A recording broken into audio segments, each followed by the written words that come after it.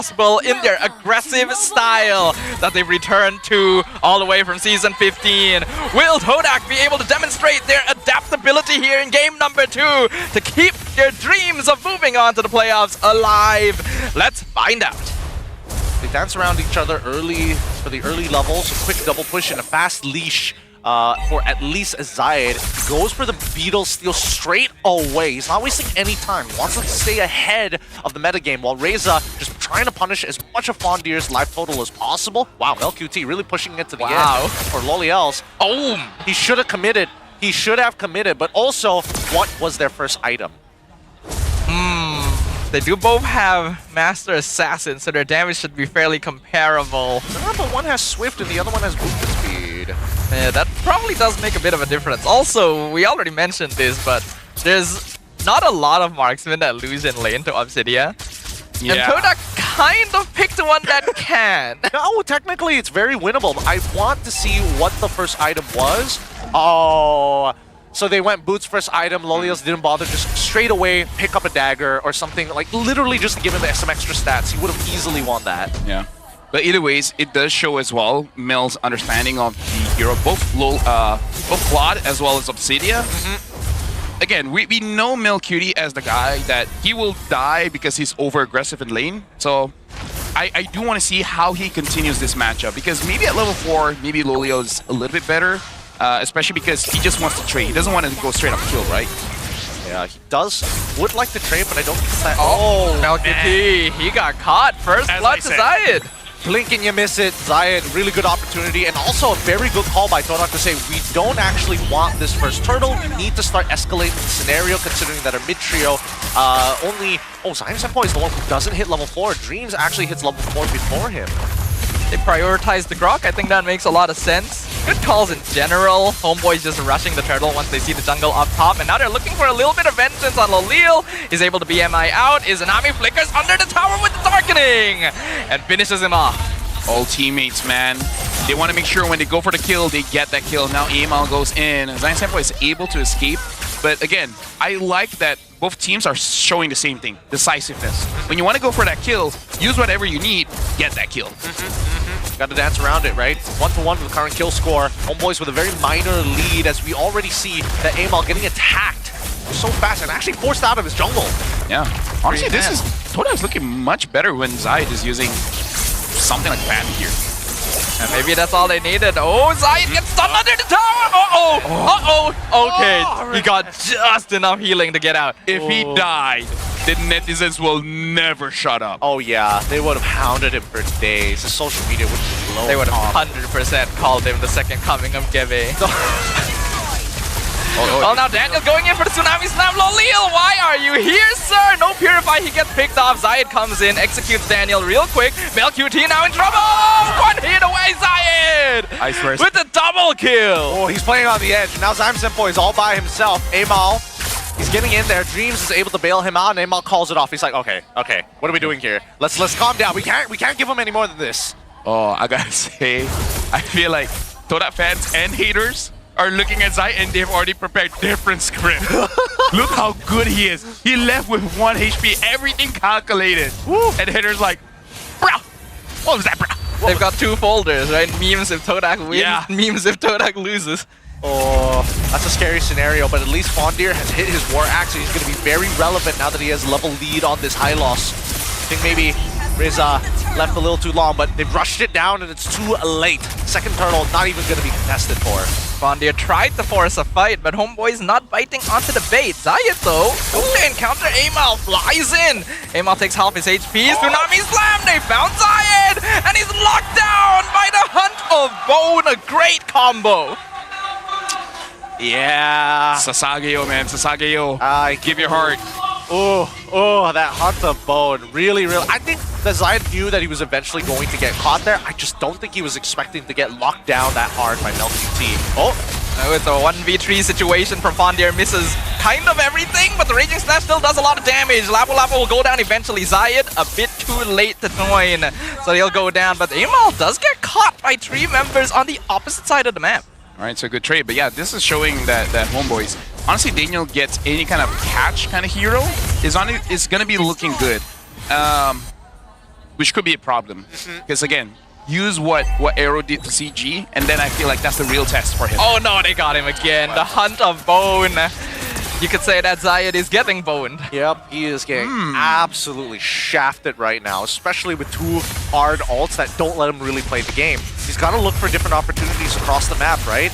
More importantly, I think TODAK are the ones who need to keep their eyes on... Oh, here comes Daniel. Once again, gets swiped back. Dreams like hitting a fly out of the sky. Very necessary, or Daniel would have committed to that. Saw what I saw? Mel went for the Sky Piercer. He's really Did he? So yeah, he went for Sky Piercer. He just got it. Yo. I don't know whether it's going to be necessary in this game, but I think considering that they are really just targeting the damage dealers, like Loliels, I think if Loliels and as well as Zayed go in at the same time, one of them has to die. And I think that is no contest for Home Bois. It is either one dies or we completely lose the fight. Yeah, I gotta say as well, Daniel and Mel Cutie is giving me best friend vibes, you know? Yep, I can feel it too. I mean, we saw them in the after game number 1 on the player cams, right? Yeah. Just immaculate vibes. Yeah. So this is good as well. Again, not just physical what happens in game, but for mental. Like, I feel like he's unlocking Mel Cutie. Look at Reza just blocking off the river with the glorious pathway. Tectonic Charge comes in, but Amal already secured the turtle. Now Fondir has been just abandoned. TODAK just literally scattered. Dreams probably didn't get the memo. Should have walked the other way. Hunt. Wow! That is a max range Hunt of Bone double kill for Mel QT. Yep, he's putting a good show on the Subsidia, at the very least. Oh man, this is getting kind of tough. Really, really tough indeed. Even zoning them away from like mid-tier ones, right? Home Bois down full control. And here comes Amal to finish off Lolil as well. Arrow connects with him. Amal one hit away from them revitalized. They keep him alive just enough. Reza showed TODAK how to protect your damage dealers. Oh my god. Oh, this is painful. This is just let him leave. Actual ring of punishment right there. Amal still not dead, by the way. Dashes out with all his HP back. Oh, I feel like Fondir, Lolia, Wish, they had those teammates. Yep. 20 stacks. For 20 for both. Tectonic Charge comes in, only connects with Reza. The wall blocks off Home Bois. Fondir goes in, gets caught in the brilliance. There is just no coordination from TODAK. Fondir has to flicker back out, and Amal goes in, wants to get the kill, does get the kill. All of that just basically for free. Yep, they're just cleaning house right now. And Fondir, he tried to try and make a play of his own. Fortunately, Izanami has counterplay in that brilliance, and everybody else is just really hard to catch in general, right? 3 flickers still available. The Revitalize come back up in about 14 seconds. Oh, he's close. Oh, he found him. The anxiety is so... Hold on, did Hunt of Bone miss? Mel QT missed it. He's one hit away, but here comes the glorious pathway. Mel QT with the killing spree. Oh, Zaya looks upset, but yeah. I mean, what can you do? Yep. Right, you got caught, and Mel didn't hit the ult. I don't know, man. At least I got his flicker out of the way, right? That's a little bit of something, because right now Zayed seems to be the one who's really making motions across the map. Everybody else, we haven't seen Loliels actually hit that Trinity build. Fondir has been jumping in at weird times. Dreams has been kind of just chilling the whole game. Something to know as well. We were talking about there's a chance that TODAK can control the side lanes. It looks like Home Bois got that covered, at least so far. For now, because again, look at the wave management coming in from Reza, right? I think he's been very diligent, making sure that his lane is nice and neat before he leaves it. Yeah.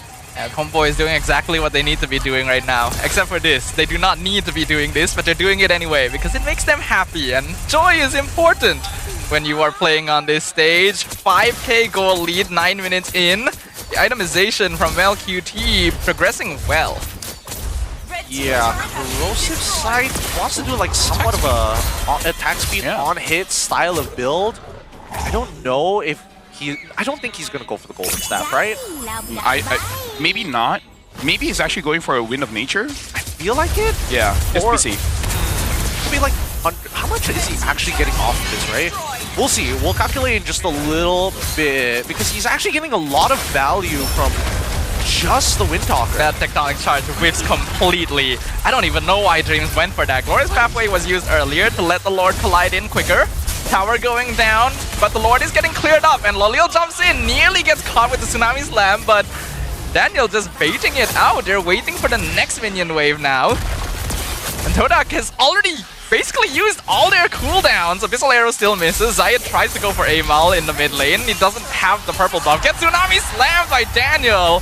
He flies out, but they're just not really getting anything done. I'm sorry, gentlemen.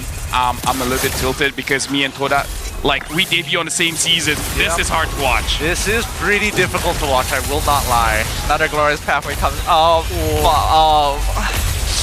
I don't even. I feel bad even pointing out that he messed up now. Yeah. Hey, he cleared the wave. He cleared the wave. That's something. That's something. You use your flicker to clear 2 minions. Hey, Yes. man, it was worthwhile for him, apparently. LQT, I'm really curious about this Windtalker build, right? Yeah. The fact that his on-hits are a lot higher than what I was expecting, while having a little bit of crit definitely makes it for an interesting build. Because I saw it in ranked games, and the highest value is definitely lower. Oh, hold on. Tonic Charge whiffs again. Brilliant's gonna be used to avoid it.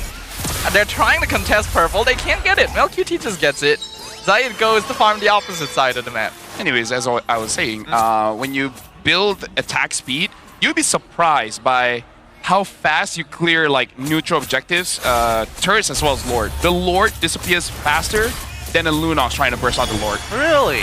Oh, just missed him. my goodness. He just missed him by inch. I thought for sure he was going to like blind fire or something, check the bush, but no. Casually missed them, and the homeboys, now they're really having fun with it. They know they've got this game in the bag, and TODAK, they're just too far behind. It's about to be a 7K lead off this next objective, and I'm pretty sure the end game scenario will come through. Man, I don't even think it's an issue of being far behind in gold anymore. TODAK are not in MPL ready state, if you ask me. They're just not playing like a team at all. I feel like that's just the biggest problem. Like, everyone has individual skills, but when you're at this level, you need to work as a team. And there's multiple clips that you can take. Not just from this match, all the previous matches before, where you can say that they're not playing as a team. Like, it's almost like they're actively sabotaging each other. Oh, once again, Lord gonna be contested. Homeboys taking control of the riverside. Dreams does provide vision, but do they really have the damage yet? They're depending heavily on Lolil. Glorious Pathway comes out to split the back line, keep TODAK away. Lord dropping low. MelQT gonna be jumped on by Fondir, flickers out of the way. Zayed comes in, not able to find a target. Lord goes to the homeboys. And then now they're just diving. Okay, Lolil tried to run. Ended up running back into Amal. He loses his life. Izanami does get traded over, but they also find Dreams at the same time, and MelQT is melting everyone. They're just getting cut down, and as expected, they've already jumped into that 8K gold lead as Fanny is trying to invade on the opposite end, but the end game scenario is now. Fondir trying to go in, tries to be the hero, gets the Landshaker, but he's 1v4. Zayed not going to be able to help out much there. MelQT unstoppable. Zayed going to just recall back, but there's too many minions here, and the Tsunami Slam still available, so MelQT is just getting fed, and he is being fed so well. Triple kill for the ordinary marksman. A wipeout for Homeboy.